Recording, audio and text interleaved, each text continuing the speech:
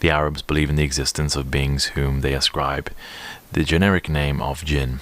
The primary meaning of the root JNN means to hide, to conceal. The grammatically correct masculine singular form in Arabic is jinni, and the feminine equivalent is jinniya. Jinn is the plural form. Islam accepts the existence of subtle, non-human entities as part of God's creation. According to the Quran, the jinn are invisible spirits that live amongst us and were created before men. The 1001 Nights contains a considerable body of lore on the jinn, both those who have accepted Islam and those who are heretics. Their modes of appearance and disappearance, their enchantments, their love and desires, and the means of capturing and binding them. It is commonly believed that these spirits live in tribes and nations, and belong to different religions, whether Muslim, Christian, Jewish, or infidels. The Jewish jinn are generally held to be the worst kind, whilst the Muslim jinn are considered good and pious. The wicked shaitan, or devils, are servants of Iblis, who launch harmful attacks against humans. The spirits are organized in tribes under chiefs and princes. Each genie is dangerous because, like the Arabs, the power of his tribe is behind them, and will avenge him if need be. Jinn are characterized by their transient, volatile forms, and can change their appearance as they desire, while angels, who are created from light, are considered to be benevolent. The nature of the jinn is ambivalent. There are good and evil ones among them, but generally the evil and dangerous connotations prevail, with the shaitan viewed as being particularly sinister. In the Arab Muslim tradition, the jinn are neither the souls of the dead, ghosts roaming the earth, nor are they forces of evil battling the forces of good. Jinn are intelligent, subtle beings, powerful creatures that can travel long distances in the twinkling of an eye. They are able to pass through walls, swim underwater, and reveal the future. But like humans, they eat, drink, make love, and die. The jinn are as innumerable as the sand, being of different types, different sexes, different religions, different races, and speaking different languages. They may communicate through a human host, or one may hear them as disembodied voices. Sometimes one may glimpse them, as they can assume the shape of humans or animals in order to appear to us. Yet jinn are different from humans in nature, appearance, and power. According to the Quran, they are born of smokeless fire, while human beings are created out of clay, which makes physical contact between them impossible. Also, jinn are invisible beings. They can see humans whilst they cannot be seen. Moreover, jinn are capable of performing miracles. The Quran mentions their ability to traverse time and space at incredible speeds, and to transport unbelievable weights. Because of their numerous powers, the jinn account for much of the magic perceived by humans, often cooperating with magicians to accomplish their feats. There is a fundamental belief in al-ghayb, the unseen and unknown, in the Islamic faith. Sorcery, or sihr, is viewed as an attempt to control the forces of nature, either for good or evil purposes. As such, it is forbidden according to Orthodox Islam unless it is done with God's explicit permission, as is the case of miracles performed by those favoured by him. Magic and sorcery have been practiced widely in Arab culture. An individual practicing sorcery is called a sahir, plural sahira. Sihr is traditionally distinguished as being either natural, sympathetic, or demonic. Natural magic makes use of the hidden properties of natural substances, while demonic magic involves the help of spirits and jinn, usually malevolent demons, or shaitan. Although the jinn often visit mankind of their own free will, there are also many ways in which sorcerers can summon them. These methods, if used clumsily, may expose them to temptation and peril. For most people in the Muslim world, the jinn represent dangerous and demonic creatures, but sometimes they can render helpful service.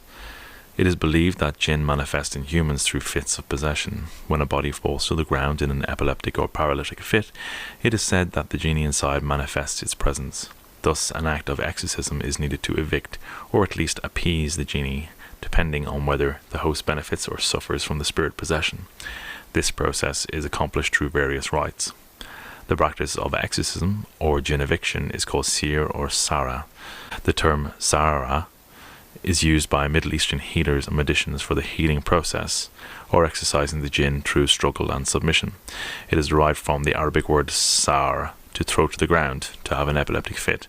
Some healers work through a genie kabir, informant, who instructs them as to how they should treat the patient by reading their future and so on, or revealing to them the location of a hidden spell, which has to be extracted or undone. The jinn can cause many different types of sickness and harm to humans, affecting their psychology, mood, health, wealth, possessions, relationships, business and studies. Bad dreams, fainting and unusual diseases can indicate possession by a genie. Any kind of mental or physical disorder could be caused by a genie, particularly if modern methods of diagnosis and therapy yield no results.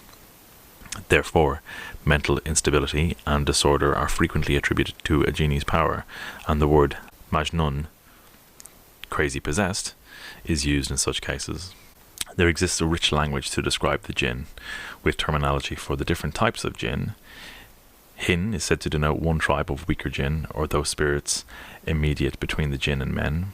Gul comes from the root gala, meaning to seize.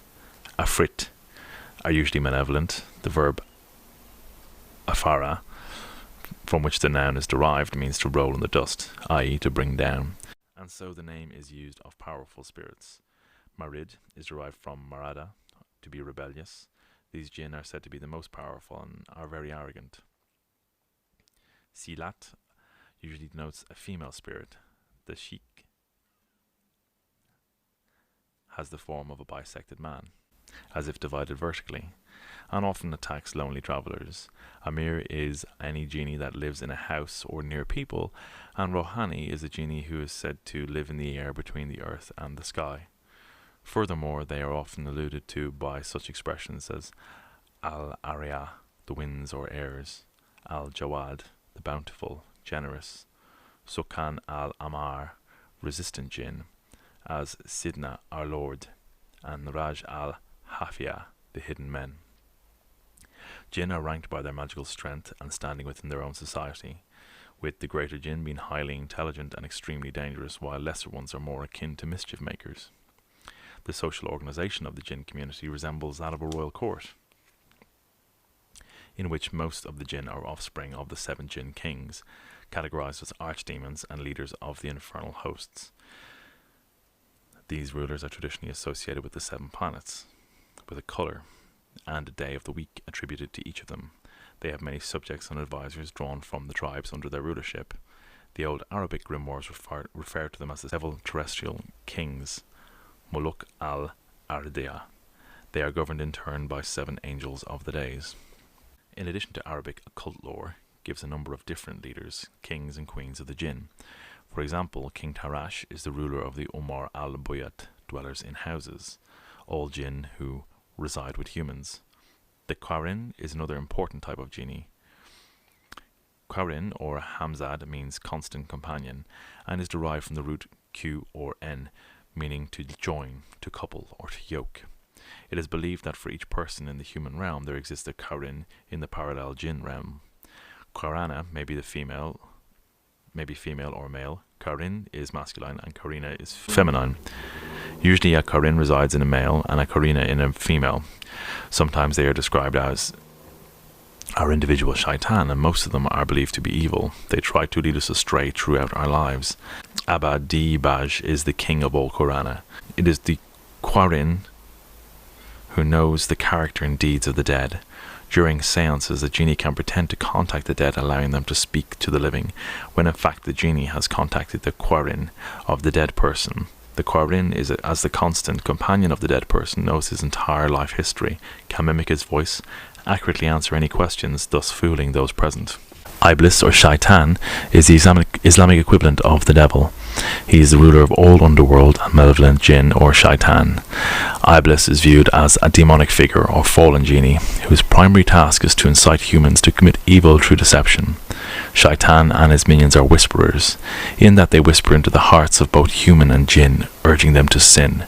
Iblis is most likely a contraction of the Greek diablos, although the Arab philologists derive the name from the root bls, because Iblis has nothing to expect Ublisa from the mercy of God. He is also known as Abdu Allah, the enemy of God, and Al-Abdu, the enemy. According to a hadith narrated by Ibn Abbas, Iblis revealed that his name had been Azazel, and according to another account, it had been Al-Harith. Where we have Iblis being described as the whisperer, and that to me kind of really marries with the idea of Satan as the father of lies, the prince of lies, to encourage sin. And in some of the texts I read out previously, particularly the Catholic ones, they talk about kind of the idea of the suggestion of sin, trying to encourage sin, and that's the purpose of demonic entities. So there definitely seems to be a hugely similar behavioural pattern between jinn and the Christian idea of demons, which isn't surprising. I mean, they both religions are from the same area, and they share a lot of the same texts and prophets and what have you. What's even more interesting is when you take the idea of demons or jinn and you layer them over a non-Abrahamic belief system, and you start to get similar traits again. And that's something that I think works rather strangely with the British and Irish idea of fairies. These aren't the cute fairies that live in the bottom of your garden. These are the traditional fairies, the real ones, the ones that were dangerous. And some common traits you have with them already is the idea of they're dangerous, they're not to be trusted, they're tricksters. So at the lower end of the scale, your garden variety jinn or fairy is a trickster, someone that will trick you and is not immediately dangerous. And at the top end of the scale, they are absolutely mortally dangerous in every capacity.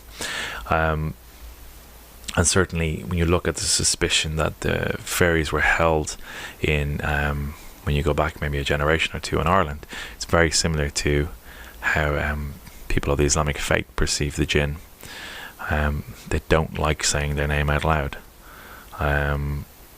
They use talismans against them.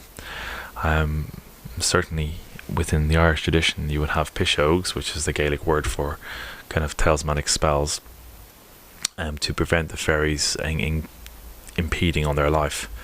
And one of the things I've pulled up before in one of my lectures is the use of iron as a talisman against the jinn and against fairies are used in both these cultures, despite them being thousands of miles apart. And that to me either suggests that there is a cultural link of some description, which is possible, or perhaps these are two cultures describing the same experience, unbeknownst to each other.